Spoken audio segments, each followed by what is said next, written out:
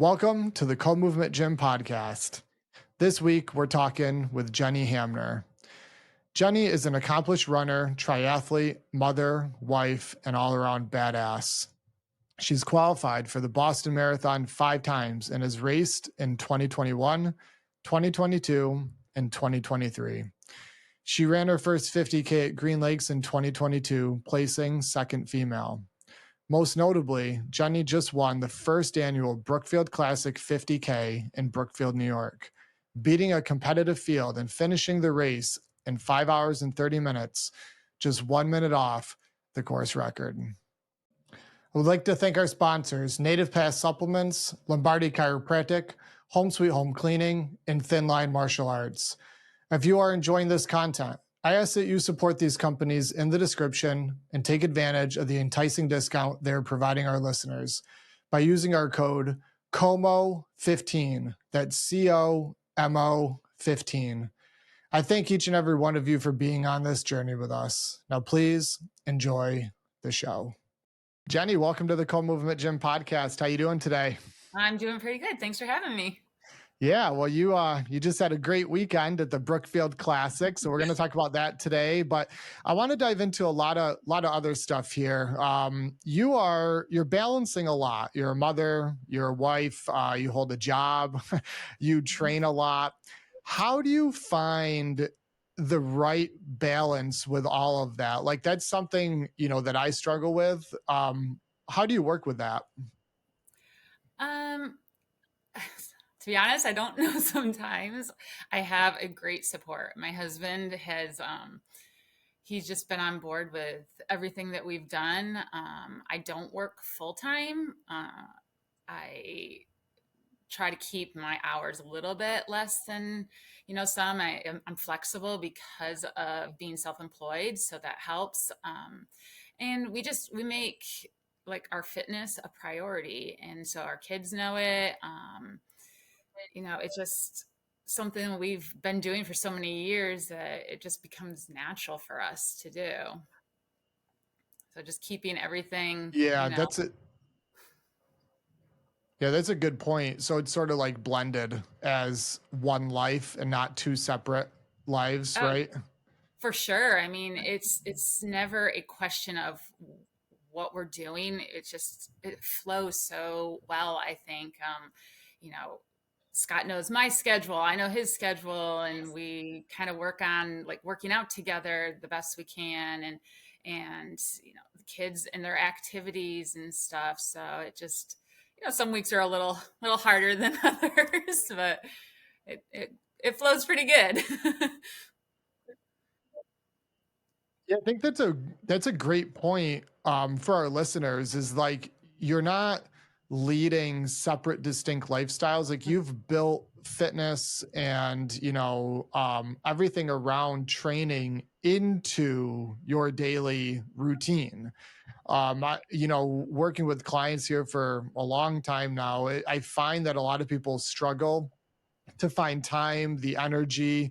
They're squeezing in little bits and pieces when they can, and they're exhausted generally when they're doing it. Versus like you or I and some other people, we sort of craft our life to integrate our training and nutrition and all of that into the daily patterns.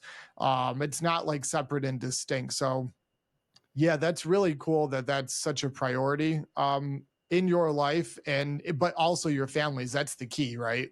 Oh, for sure. I mean, everybody has to be on board with it. I mean, our boys aren't necessarily excited about sometimes like getting the youngest out for a walk and everything, but he's like, mom's gonna make me go. Better go. But I mean, Scott, he goes into work early. He knows if he's going to get a workout in, he needs to get up early and go. It's just never been a question. He works out sometimes at lunch. They have a gym there and stuff. And then when he gets home last night, I knew we wanted to get a workout in together. So I quickly mowed the lawn, even though he said, "Oh, I'll do it." We work together. We're a team. And then we hit the trails again. Well, how much training are you doing, like on an average basis, without say leading up to an event? How many hours a week do you think that you're moving, whether it's, running, biking, how many hours? Oh, I don't necessarily pay attention to the hours. It's more like miles, I guess. I try to at least get a 6 to 10 mile run in a day. I try to be better about taking a day off. I'm not great about it because I just love to move. And I try to lift at least 3 times a week. So I I don't know. My hardest thing is when I'm training is kind of dialing it back in and not, working out as much. And I know when I'm marathon training, I tend to actually not do as much because I'm focusing on that marathon and what I need for that. So I know, like with the classic, it was, did I do enough this time for it and stuff? How many miles a week, Jenny, are you running? I would say between 50 to 60, depending on the week and what I can fit in. If I'm getting a longer run in, closer to 60. I think the biggest week I've ran is 68. Yeah, that's fascinating. That's cool. What is it about training that makes you like it so much? Like you're very unique. Me and you are very similar in this regard. We like training, like it makes us feel good and whatnot. A lot of people exercise is really difficult for them to enjoy. But what is it that you take away from exercise that you enjoy?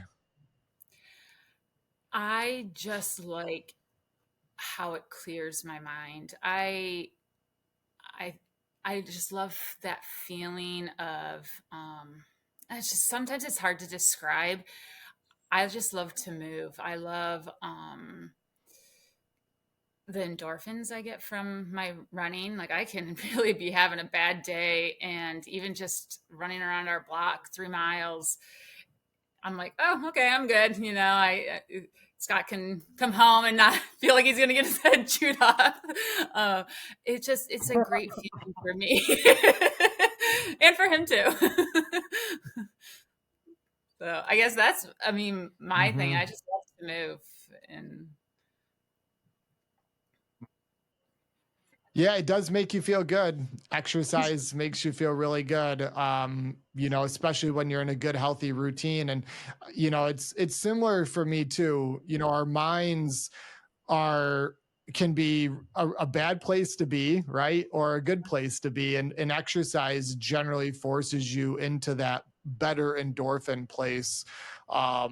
And so you're absolutely right. Like we have a 3.4 mile loop here right out my front door. I could just go run that yeah, and you come back and it's almost like a whole new day, yeah. or you can go lift some weights for a little bit and 30 to 60 minutes in the gym, you go back inside afterwards and it's a brand new day. So that's cool hearing you say that. I like that. Back pain, headaches, and discomfort plague the majority of humans walking around each day. Chiropractic care can be the solution to feeling your best. I know for me personally, it has had a huge impact on how I feel day to day. The problem is that many people fear going to the chiropractor and getting their first adjustment.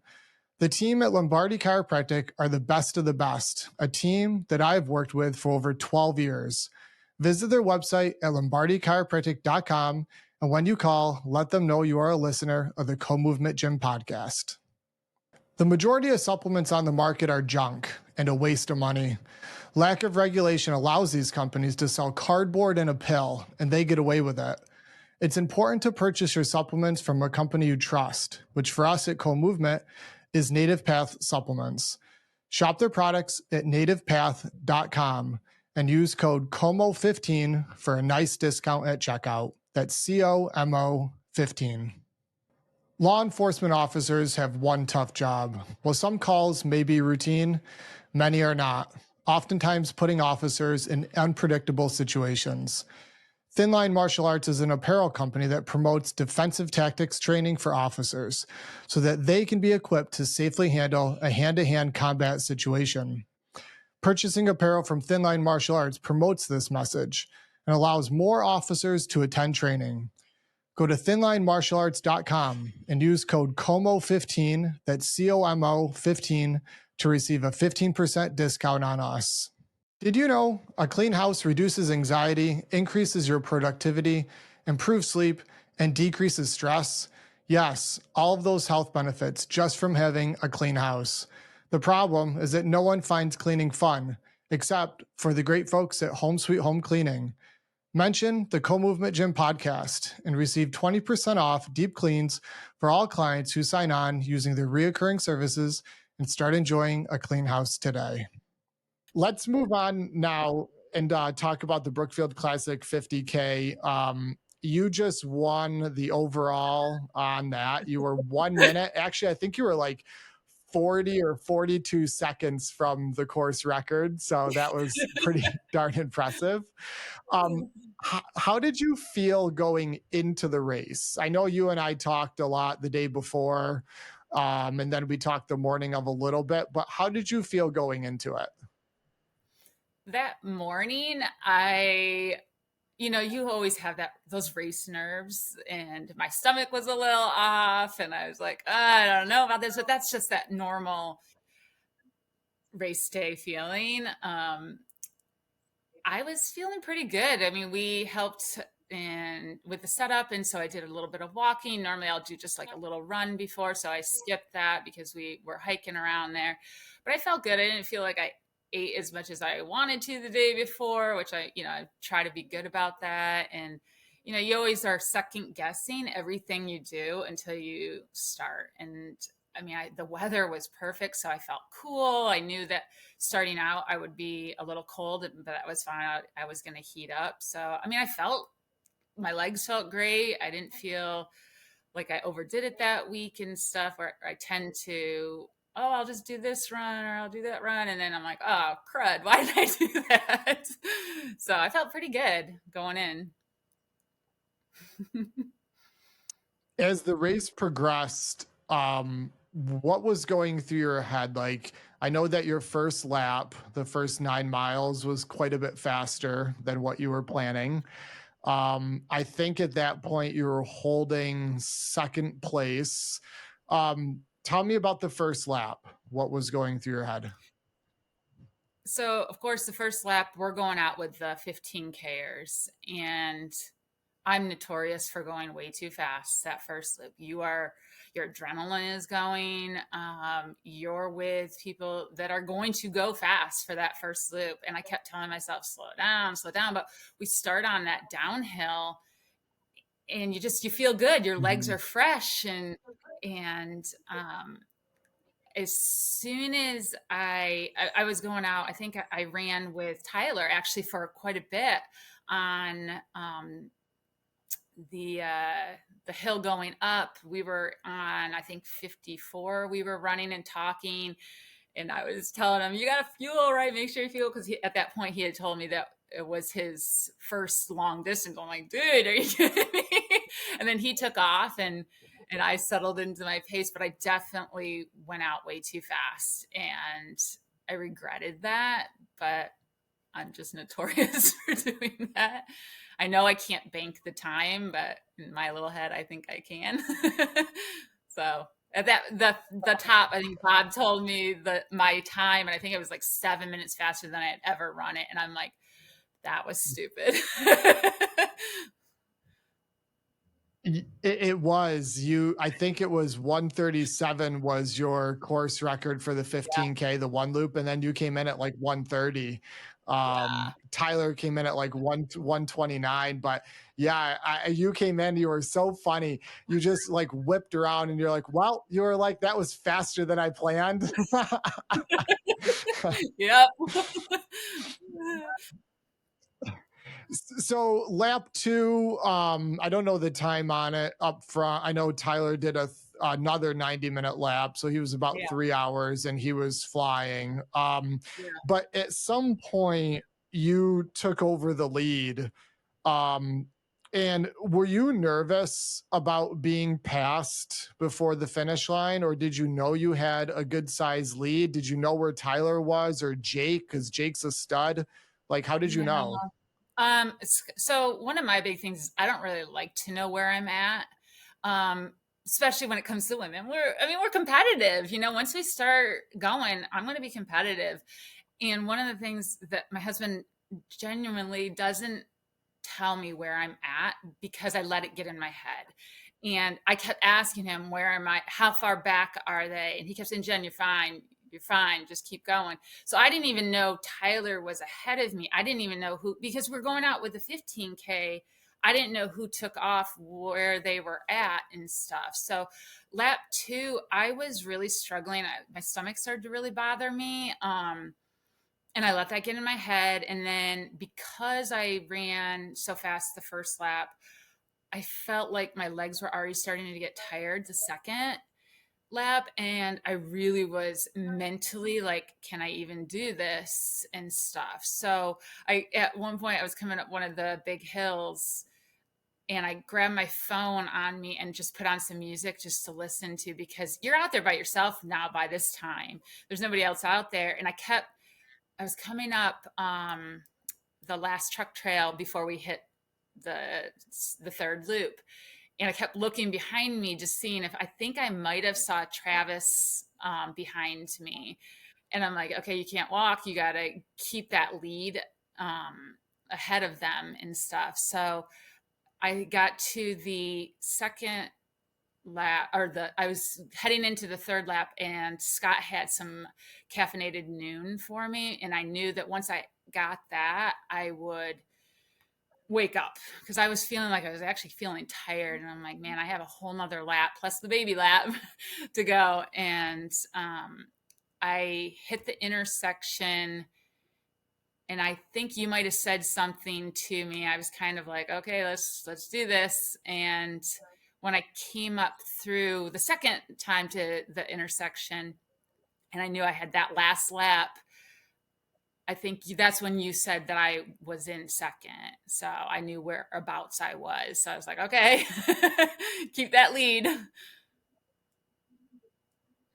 Yeah, me and you. I was down at the intersection, yeah, the only intersection, and you were 10 minutes behind first place, Mhm. and that was mile 20 or 22, yeah, right around there, 21 maybe. Yeah. Yeah, and you were closing in Yeah. quickly, based on what I saw, and so Yep. yeah, so that helped you then, mindset wise, knowing that you Oh yeah, were because then you were getting I closer. knew, yeah, I knew I was I didn't think that I could catch him, but at that point I really didn't care, because I'm like, well, he'll be first male, I knew he was a strong runner. Like I knew that he killed it at Boilermaker and stuff, so I didn't think that I could catch him. I don't think I caught up to him going up trail 3, and I yelled up to him like, hey Tyler, and then I knew he was struggling, and I'm like, oh crud. And I don't do too well. I'm one of those moms that if my kids are throwing up, dad takes over. So he had said that his stomach was off, and I'm like, I can't stay with you, I want to, but I can't. And I kind of passed him, but then he was okay, and he passed me at the top. So when he passed me, I knew he was still struggling. And we came out of the trail, and Scott was there, my husband, and he had the car. And I said, Tyler's struggling. If you have water, give it to him. So he drove ahead and handed Tyler some water to make sure. And I'm like, okay, well, you want everybody to succeed. And, you know, so what if he's going to, kill it? I don't want him to be in pain. And then he was still struggling on that trail, or the truck trail. And I again said, Tyler, I want to say it. I had to close my ears because I couldn't hear him, because I knew if I heard him, I would be right there with him. So I felt horrible. But then Scott made sure that he made it to the top. And then I think he had family that came out to him. I said, Scott, he's really bad. You got to make sure that he gets to the top. So we made sure that he was doing okay, but I couldn't stay with him. Yeah, it'd be hard running with someone that's throwing up every 30 Yeah, seconds. couldn't do So it. you said, so the top of what was it, Horse Trail 3 or Truck Trail 3? I'm It getting was the confused what hill. it was the horse trail, the one that came off The of schoolhouse. Brown Road. Yep, yep. That's where Yeah, I yeah, passed him yeah. at. Yeah, that thing's nasty. Yeah, that's when actually we got word that Tyler was 3 miles from the aid station, so about mile 24. And all I knew is everyone was saying he's in tough shape. Yeah. And that's an EMT actually was going to send a crew to check on him. But I put the brakes on that. I said, we're here if we need if he needs additional help. I knew he was fine. He's a super, super tough Yeah. kid. And Well, we had I knew his brother video. was headed out there. Yeah. There's a video that Scott took Yeah, of what? me coming out of the trail, and Tyler was ahead of me. And in the video, he looked great and stuff. And he said that every time that he would throw up, he'd be good and he'd, go ahead and stuff. And so that's when I'm like, okay, I guess he's okay. And then, yeah, it didn't settle. So I don't think the water settled too well after Scott gave it to him. So, Well, yeah, at the aid station, he had like the double whammy going on. He was fully dehydrated. He stopped mhm. sweating and he had run 27 miles. And he was throwing up, which means he couldn't keep fluids in. So he was in really, really, Mhm. really tough shape. So talking about fueling, and maybe you and him can connect, or he'll do his own research here in the Yeah. next year, because I know next year he's gonna come out hot, He's and gonna I crush know he's it. gonna he's gonna want to win. Yeah. I've already talked to him a little bit on social media. But let's talk about fueling. I'm very interested. Like, what did your fueling look like at aid stations and throughout the race? So I'm big on I can't drink a lot at a time because I don't like the slushy motion and everything, and I like to sip my Mhm. nutrition. So I've always been a user of Noon hydration. So I use that in my flasks. And then I just would carry one because we were going to meet up at every aid station. So even if I didn't drink it all, Scott would hand me a new one and I replace it. By the third lap, I wanted the caffeine because I know I do well with the caffeine later in a race. Um, I, you want to plan for every case scenario. I don't tend to like a lot of sweet stuff, but I also know some of it works for me. So I use a combination of UCAN gels, which is more of a chalky, sour taste, which I like, but I also know that I can't use it the whole time. So I started with honey stinger gel, and then just kind of rotated back and forth, and I always was sipping on my new Noon hydration, which was giving me the electrolytes that I needed. And then at the third loop, I did grab, our son had a water flask for me too, because the caffeinated Noon has a stronger taste that I'm not crazy about, but I like, what it does for me. And so then I would sip on the water and stuff. So I really tend to carry all my nutrition because I know what I can use. Although I did get to, I know that you know this, I got to the last aid station before the baby loop, and I just stood there. I was refilling my water and I kept apologizing for using all the cups because I don't know why I felt so bad, but I did. And I just stood there looking at the pretzels and I'm like, I need some salts. How am I going to carry these? I don't know why I just didn't grab them in my hand, but at that point, you're just not thinking. And they were saying, oh, he can run alongside you and feed them to you. And I'm like, no, I'll just put them in this cup. And so I had them in a plastic cup, and that was driving me nuts because it was shaky. And finally I just ate the pretzels and shoved the cup in my pocket and carried on my way. But you got to plan for these things because I wasn't completely clear in my head what was going on. And you need to know what you're going to do so that it just comes naturally to you to take that gel when you need it and stuff. So Yeah, the planning before battle mhm. is the best idea. You're absolutely right, because during the race you're thinking about other things, like you're hurting, you know, your mind's in a different spot, maybe it's your feet, you know.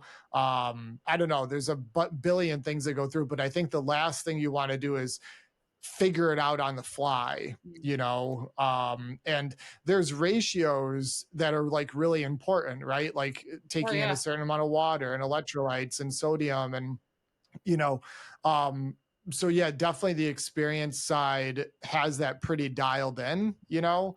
30 to 60 grams of carbs an hour, you know, maybe 24 to 40 ounces of water, and then whatever else. It's obviously very customized to every racer, but race day nutrition for something that long is huge. Well, and definitely practicing with it. Like I practice a ton. You know, there's times that I go out and I'm like, do I really need to take this? But yes, because I needed my stomach to be ready for it. There was, Mhm. I mean, I've practiced with so many different things for between the Martin gels. I really like them because they're really flavorless, but they are sweet, and so I knew that I couldn't use them the whole time. Um, just using something, don't use it, don't wait until you're already bonking and then taking it in. So I knew my stomach was off during lap 2, and I was like, I don't really want to put anything in my stomach, but I knew if I didn't, it would be way worse and stuff. So I just kind of, held it, sipped it, kept taking it, and then I was fine. And then again, I was getting into my own head thinking, stuff. So there's that element to it too. So Oh, yeah, your mind plays crazy games with you for sure.